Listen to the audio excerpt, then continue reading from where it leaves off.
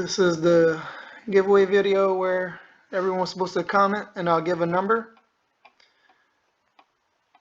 We had V 3.0, I gave him number 1, and Reginald, I gave number 2.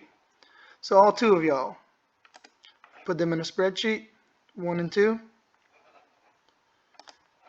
and I'll use a random number generator, number 1 being the minimum and number 2 being the maximum, and let's see what number is going to generate on.